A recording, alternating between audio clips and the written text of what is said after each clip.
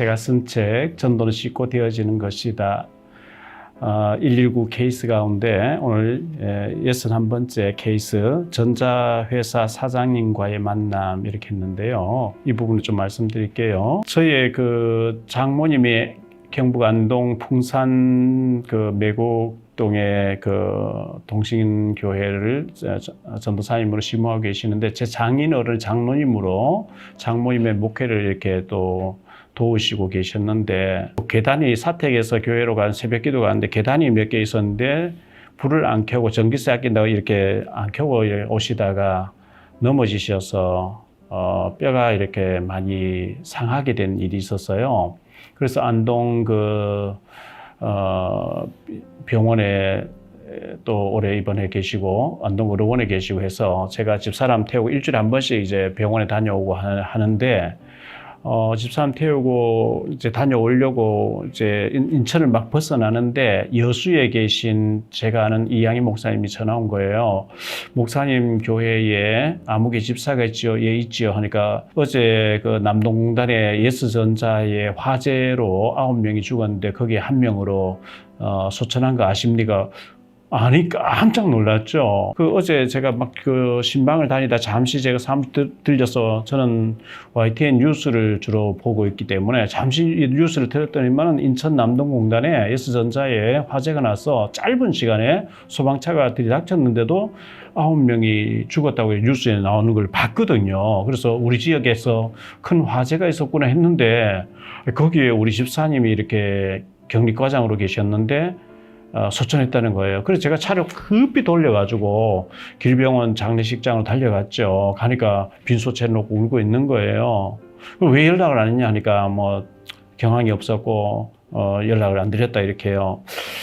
이제 9명이 갑자기 죽으니까 장례 그 절차와 이렇게 회사하고 교섭하면 시간이 한 열흘 가까이 이렇게 걸려서 합동 장례식을 치르고 했거든요. 빈소에 장례식장에 빈소에 제가 매일 가서 예배를 드려주면서 한 사나흘 됐을 때 집사람하고 타고 오면서 내가 저 S전자 찾아가서 사장님에게 복음을 전해야 되겠다 이렇게 얘기를 하니까 집사람이 지금은 시간표가 아니라고 지금 경찰서에 가서 조사받고 있을 텐데 지금 전도하러 간다면 뺨맞을 일이 아니냐고 지금은 시간표 아니라 들어보니까 맞는 것 같아요. 그래서 어쨌든 우리 집사님이 신실하신 분이 이렇게 소천할 정도로 이거 뭔가 있는 건데 그냥 있어도 되겠냐 이렇게 생각하고요. 사연을 들어보니까 우리 집사님이 3층에 격리실이 있는데 격리과가 있는데 그 화재 날 당시에 1층에 마당이 있었대요. 연기 나는 거 보고 뛰어 올라가서 다른 사람 다 내보내고 이분은 못 나오셔가지고 이제 그렇게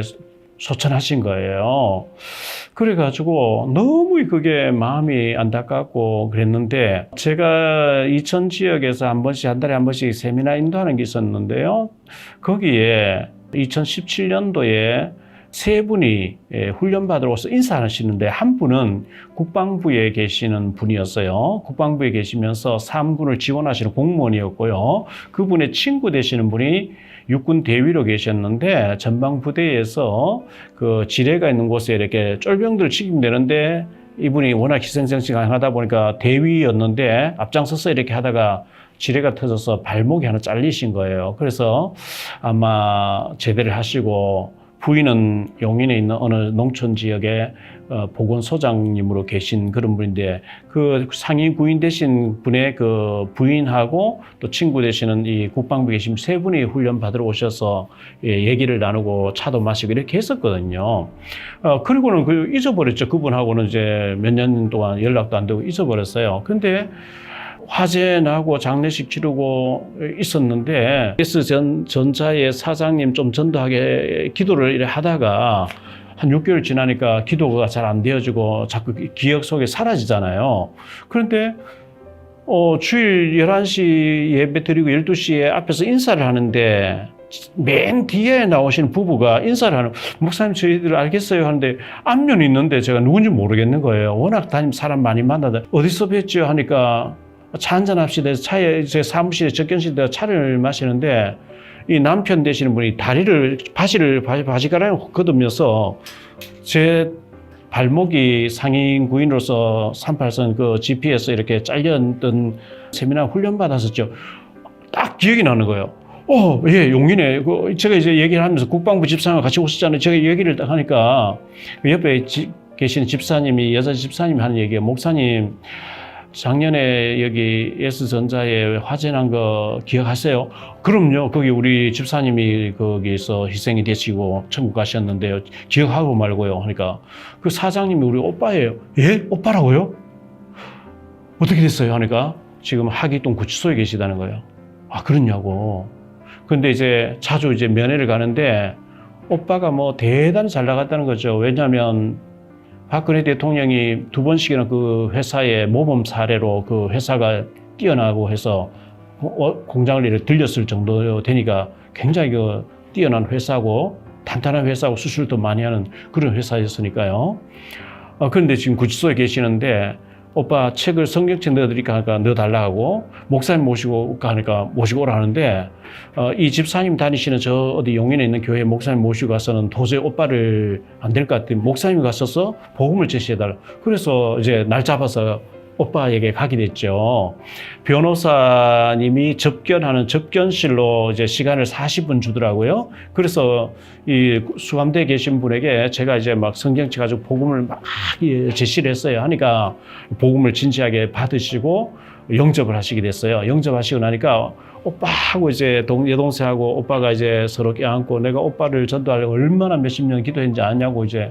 근데 그 오빠 되시는 분은 올케 언니를 따라서 성당에 몇 번 나가시 보시는 그런 분이었어요. 성당에 다니는데 구분이 전혀 안 되어 있는 분이었죠. 그날 진지하게 복음을 받고 이분이 이제 계속 이제 재판을 해야 되는 기도해달라.